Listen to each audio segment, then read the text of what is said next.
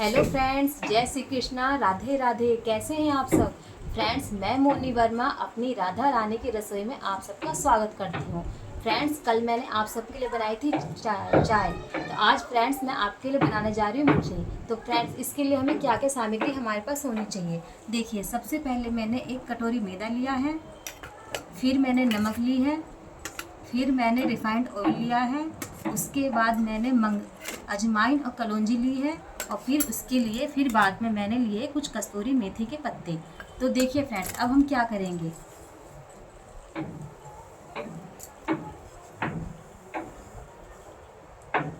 सबसे पहले हम इस कटोरी में हम मैदे को डालेंगे।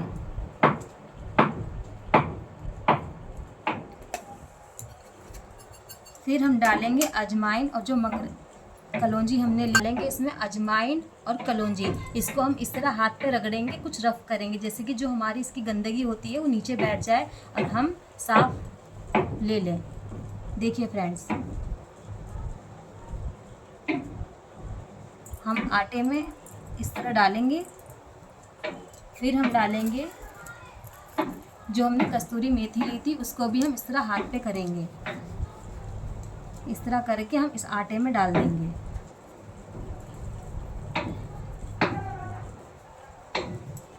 इसके बाद हम लेंगे स्वाद अनुसार नमक।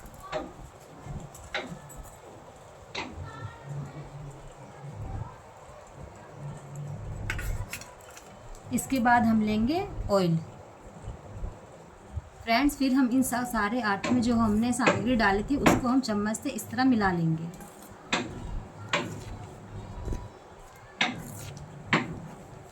मिलाने के बाद हम इसमें डालेंगे ऑयल।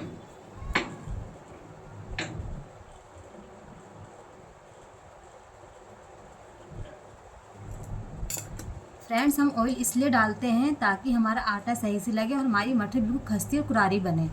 तो फिर इसे हम हाथ की सहायता से इस ऑयल को आटे में अच्छे से मिक्स करेंगे। मैंने इसमें सोयाबीन का रिफाइंड ऑयल डाला है। आप चाहे तो इसमें देसी घी का भी इस्तेमाल कर सकते हैं, और देसी घी ना हो, आपके पास रिफाइंड ऑयल ना हो, तो इसके बाद आप डालडा भी यूज कर सकते हैं। सबसे अच्छा बेटर है कि हम रिफाइंड ऑयल का यूज करें, क्योंकि देखिए घी में ज़्यादा फैट होता है और हमारे डाइट के लिए भी थोड़ा नुकसान होता है। और जो रिफाइंड ऑयल होता है बिल्कुल हल्का रहता है, इसे खा के भी अच्छा रहता है, सेहत भी हमारी अच्छी बनी रहती है। क्योंकि हम खाने का हमारा मेन मकसद ही होता है कि हम खाना ऐसा खाएं जो हमारे शरीर को नुकसान भी ना करे और हमारे शरीर को फ़ायदा भी दे। इसलिए मैंने रिफाइंड ऑयल का, सोयाबीन का ऑयल ही इस्तेमाल किया है। देखिए, जब हम आटे को तेल में मिलाएंगे, ऑयल में मिलाएंगे, तो देखिए हमें पता कैसे चलेगा कि हमारा ऑयल अच्छे से मिल चुका है। तो देखिए, जब हम आटे को हाथ में इस तरह लेंगे तो देखिए मुट्ठी सी बन जाएगी। तो यानी कि हमारा जो ऑयल है पूरी तरह से देखिए मुट्ठी बन गई है फ्रेंड्स। देखिए, इसका मतलब है कि हमारा जो ऑयल है और आटा दोनों अच्छी तरह से मिक्स हो चुका है। फ्रेंड्स, अब हम इसमें डालते हैं पानी। देखिए फ्रेंड्स, हमें पानी डालते समय इस बात का ज़रूर ध्यान रखें कि पानी हमारा आटे में ज़्यादा ना हो, ताकि हमारा आटा गीला ना गूंथे। इसलिए हमें पानी बिल्कुल ध्यान से थोड़ा थोड़ा करके डालना होगा, और फिर हमें आटा लगाना होगा। अगर हम पानी ज़्यादा डाल देते हैं तो हमारा आटा बिल्कुल गीला हो जाता है। अगर हमें कोई भी चीज़ हम मठरी बनाएं या नमक पारे बनाएं, तो हमें आटा हमेशा टाइट ही रखना होता है। अगर हमारा आटा गीला रहेगा तो हमारी मठरी हो या नमक पारे हो क्रिस्पी नहीं बनेंगे। इसलिए हमें आटे पे विशेष तौर पे ध्यान देना है कि हमारा आटा बिल्कुल सही गुथे। देखिए फ्रेंड्स, अब हमारा आटा बिल्कुल अच्छी तरह से गूंथ चुका है। देखिए, अब इसे मैं 15 मिनट तक के ढक के रखूँगी। देखिए फ्रेंड्स, अब मैं इस आटे को ढक के रख देती हूँ 15 मिनट के लिए। जहाँ मैं वीडियो बना रही हूँ वहाँ पे हमारे पीछे में घर बन रहा है, तो उसकी आवाज़ पे मत जाइए प्लीज़, मेरी आवाज़ पे जाइएगा। मेरा वीडियो देखिएगा, मेरे चैनल को सब्सक्राइब कीजिएगा और मुझे सपोर्ट कीजिए, क्योंकि मैंने आज मेरा दूसरा वीडियो है। फ्रेंड्स, हमारे आटे गुथे हुए 15 मिनट हो चुके हैं, पर देखिए इसका कलर भी चेंज हो चुका है। देखिए हमारा आटा बहुत अच्छी तरह से गूंथ चुका है। तो अब हम क्या करेंगे, इसकी छोटी छोटी लोई बना लेंगे। लोई बनाने के बाद इसे हम हाथों से इस तरह गोल गोल करेंगे। गोल करने के बाद हम इसमें कभी चकले और बेलन का इस्तेमाल नहीं करेंगे, हमेशा दोनों हाथ को इस तरह लेंगे, इसको हाथ से इस तरह पुश करेंगे। ये देखिए, इस तरह हमें इस तरह करना है इसको।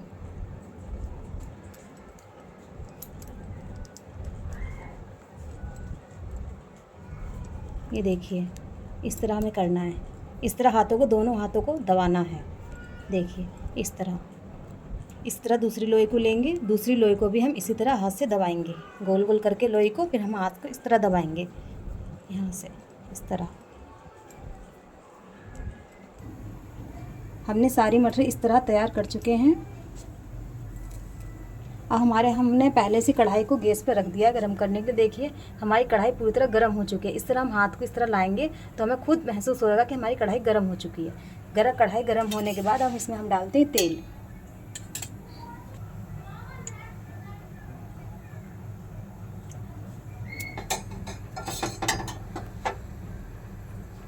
फ्रेंड्स देखिए अब हमारे कढ़ाई का तेल जो है बिल्कुल गर्म हो चुका है। हमें पता कैसे चलेगा हमारा तेल गर्म हो चुका है? देखिए एक तो हमें इसमें से अलग से हम देखेंगे ना दूर से, तो हमें इसमें तेल में धुआं निकलता हुआ दिखेगा। अगर हम तब भी ना हमें पहचान आए तो हमें इस तरह हाथ रखना है। देखिए हमारे हाथ खुद गर्म हो जाएंगे। अब हम इसमें एक एक करके डालेंगे अपनी तैयार की हुई मठरी। देखिए हमें मठरी को भी बीच से नहीं डालना है। बीच से हम डालेंगे जो तेल है वो हमारे हाथों में लगेगा और हमारा हाथ जल जाएगा, इसलिए हमें साइड से करके डालना हमेशा। और हमें अपने गैस के फ्लेम को मीडियम रखना है, कभी तेज़ रखना है ना ही धीमा रखना है, मीडियम रखना है।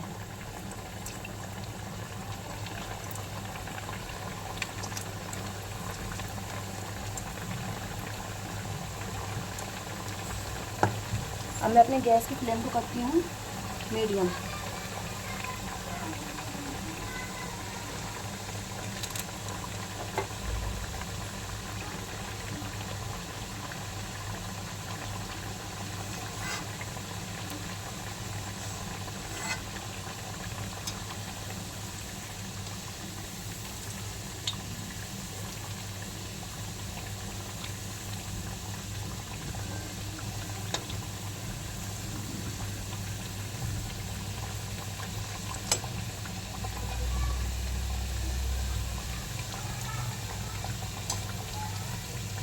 जब तक मेरी मठरी सीख रही है तब तक मैं चाय की तैयारी कर लेती हूँ, क्योंकि हम मठरी को बिना चाय के तो नहीं खा सकते, इसलिए हम चाय बनाने जा रहे हैं इसलिए।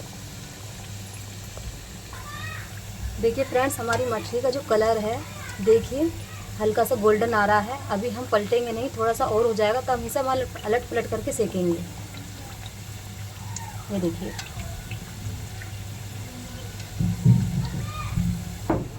फ्रेंड्स जब तक मेरी मठरी तैयार हो रही है तब तक मैं अपनी चाय बना लेती हूँ, क्योंकि हम मठरी को चाय के साथ खाएंगे तो मठरी का टेस्ट और ज़्यादा दोगुना हो जाएगा। देखिए इसके लिए मैंने 1 गिलास दूध लिया है, क्योंकि फ्रेंड्स मैंने दूध की क्वांटिटी ज़्यादा इसलिए की है क्योंकि जो मेरा दूध है वो गाय का है। आप जानते हैं गाय का दूध थोड़ा पतला होता है, और हम 2 सिस्टर हैं इसलिए हम 2 बहन के लिए चाय बना रहे हैं, इसलिए 1 गिलास छोटे गिलास से दूध लिया है और आधा गिलास मैंने पानी लिया है इसमें। देखिए फ्रेंड्स अब मैं अपने गैस को ऑन करती हूँ, उस पर चढ़ाती हूँ मैं अपने बर्तन को।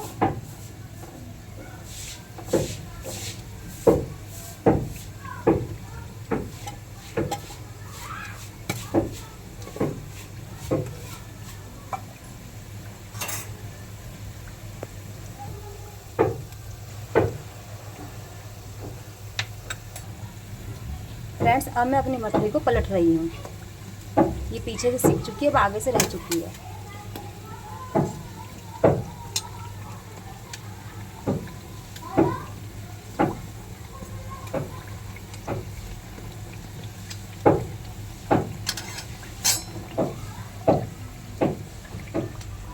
अब मैं अपनी चाय में चीनी डालती हूँ। मैंने 1.5 गिलास पानी, 1 गिलास दूध और आधा गिलास पानी लिया है, यानी कि 1.5 गिलास हुआ है। उसमें मैं अब डालूँगी 2 से 3 चम्मच चीनी। आप अपने स्वाद के अनुसार मीठा या कम कर सकते हैं। मैं हमेशा इतनी ही चीनी डालती हूँ अपनी चाय में। पहले से हरी इलायची कूट के रख चुकी हूँ, अब मैं इसमें डालती हूँ हरी इलायची, कूटी हुई हरी इलायची। देखिए फ्रेंड्स मेरी मठरी बिल्कुल बन के तैयार है। देखिए पूरी तरह गोल्डन कलर में आ चुकी है। देखिए फ्रेंड्स अब मैं इसे निकालती हूँ।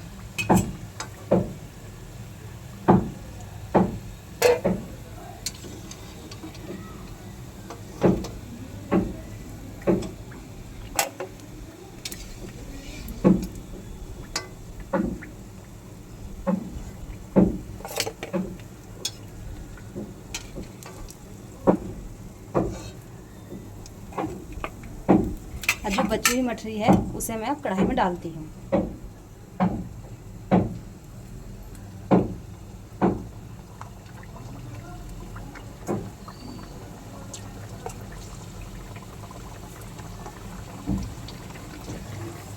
देखिए मेरी चाय भी बनके बिल्कुल तैयार हो। देखिए कलर कितना अच्छा आया है, देखिए ज़रा।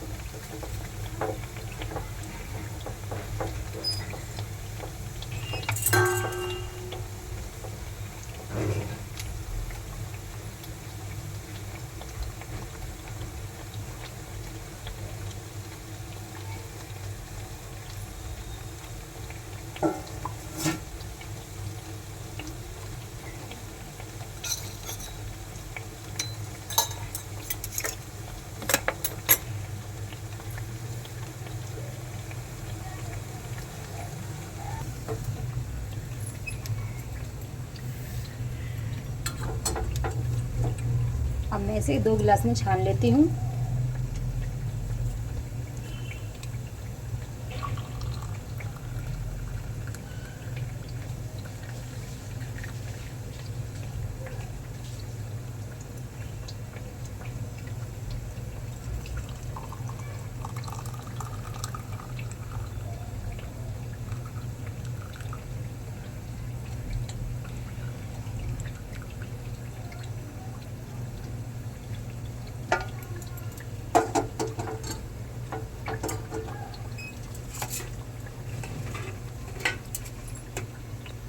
मेरी चाय और मठरी बनके बिल्कुल तैयार है।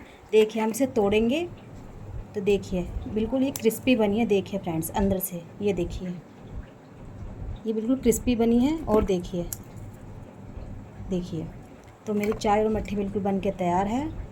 अब मैं इसे अपनी राधा रानी और लड्डू गोपाल को भोग लगाने जा रही हूँ, क्योंकि मेरी रसोई का ही नाम है राधा कृष्ण की रसोई, राधा रानी की रसोई।